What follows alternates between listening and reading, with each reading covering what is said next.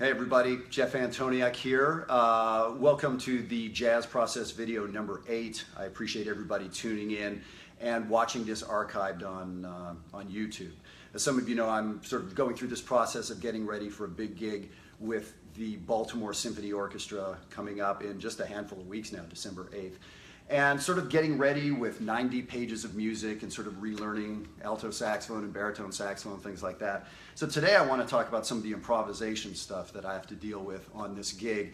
Before I do that though, I just sort of want to acknowledge that for those of you, whether you're watching now, whether you're watching a year from now, we just had a big federal election this week, and it's an interesting time right now. I became an American citizen 2 months ago, and I voted for the first time in my life a couple days ago. And wow, interesting time. There's about 60 million people who are really, really happy, and they're celebrating. And there's about 60 million people who are very confused and very upset and don't know what's going on. And it occurred to me that we use music for both those things, whether it's celebrating or whether it's playing the blues and trying to come together as a community and make things better. You know, that's what music is all about. And I'm happy that I have that. And one thing I want to acknowledge is that here in the DC area, one of the big things I do is called Jazz Band Masterclass, and I've got about 100 adult students who find this as a place to come together and play, a rare opportunity to get to, you know, kind of share a community and play in a small group setting. And the way it's set up, it's, you know, a maximum of 5, 6, 7 people in a group. We meet twice a month. These are set groups, and these adults are fanatics. These are folks who love playing music. This is their thing. And I'm so excited at a time like this, where whether someone's celebrating or whether they're drowning their sorrows, that we can do it with jazz, that we can do it together. And DC is such a special place to have something like Jazz Band Masterclass, and I'm just so thrilled that I have these folks who have me with them on this journey. So I just want to acknowledge that this is an important time for music and jazz and everything else. The other thing is, around the country, for years I've been having people talk to me about, does this exist in other places? A place for adults to come together, not some community big band, not some 8-week thing, like a serious thing for serious musicians playing on the side.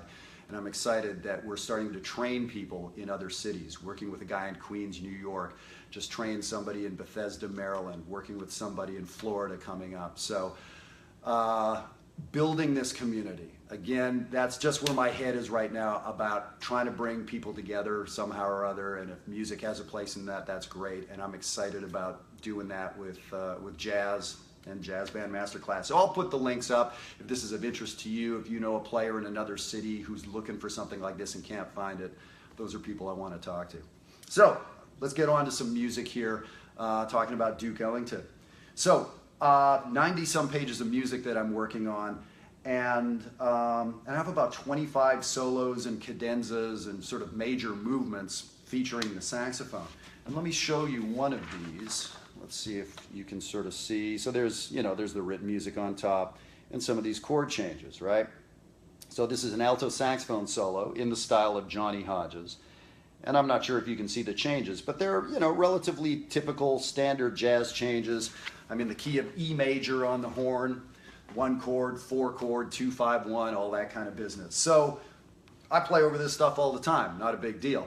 Now here's the thing. So when I hear Ellington soloists play over this stuff, they're not sounding like Sonny Stitt, they're not sounding like Michael Brecker or Joe Henderson or Chris Potter or whoever.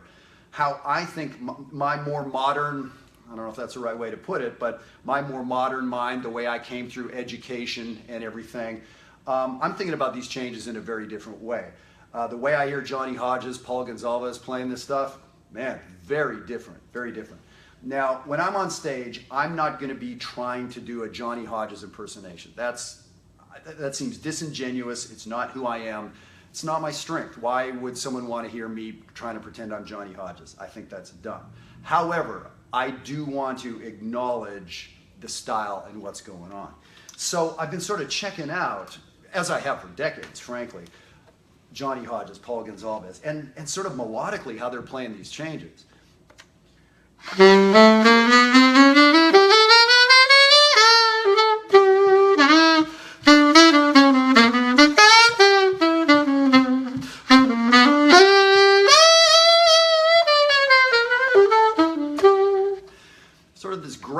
melodic, tonic sounding stuff. For instance, there's a big fat 5 chord, a big fat B7. And what does Johnny Hodges do on this tune? Lands on an E natural and holds it for 2 measures. Anyone that's studied this stuff knows you don't play a 4 chord, the 4th on a dominant chord. It's a terrible sounding note. There's nothing. Okay, well, he's playing melodically. His melody ended there. That's the 5 chord going on to the next section. So counterintuitive. My brain would not let me play that note in that spot. But of course, that's the way they were playing, right? So one of the things I'm hearing from Johnny Hodges after, studying, as I said, for years and years, stuff he's doing, a lot of sort of tonic, pentatonic stuff.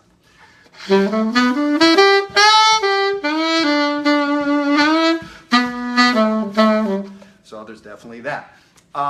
He'll use a minor third in addition to the major third.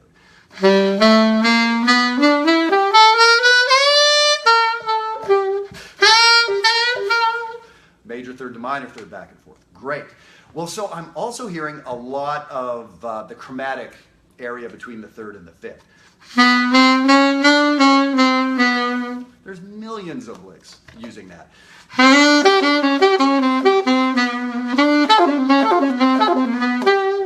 All that kind of stuff. But that's a more bebop way of playing it. So the way he's using this kind of stuff, it's really, really intriguing. If you're just tuning in, I'm Jeff Antoniuk talking about improvising in more of an Ellington kind of style, Johnny Hodges. So if I had to put all that stuff together in a scale,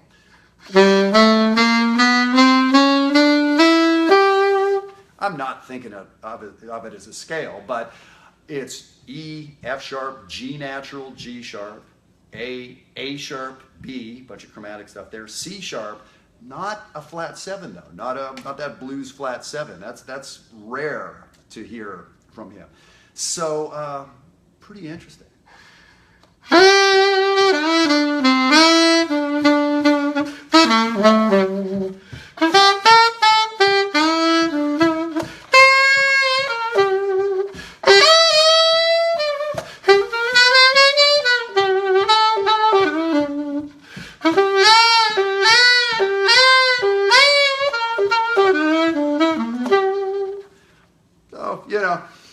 Working on that kind of playing, I know what it is intellectually, I get it. Okay, I didn't hit any wrong notes, but wow, it's so different than what every instinct in my body says to do when I see these chord changes. I want to approach it in a bebop, postbop, more modern kind of way. So this is a really interesting lesson in melodic playing. I'm having to redevelop that muscle, and I love that. Some of my favorite players, including Joe Lovano, all he wants to talk about is Coleman Hawkins, but he's, of course, one of these great modern players. So I love that I'm, looking back at, I've always loved Paul Gonsalves on the tenor, by the way, and he has even more chromaticism in his playing, so it's a lot of fun. So that's kind of what I'm working on at this point, beyond learning all the hard music, all the hard written part, all the really, complicated stuff I need to nail with the woodwind section or the string section, all that craftsman-like stuff. Well, here now is the improvising, and I'm wanting to sort of, fit in the style. I want to make sure I'm not up there playing George Garzone licks, which would probably sound pretty cool, but I don't know if that's what this gig is all about. So anyway, I appreciate you tuning in for these Jazz Process videos. And as I said, I wanted to start out this week just talking about the power of music and this idea of community and getting together and sharing with music and the opportunities we have here in DC and the opportunities that are coming online all around the country. So thank you for paying attention. Thanks for tuning in, and we'll see you again next time. Go to YouTube. All the other videos are archived there. And the first video will give you sort of more of the background on this Baltimore Symphony gig and what all it entails. Thanks a lot. Jeff Antoniuk. Peace out.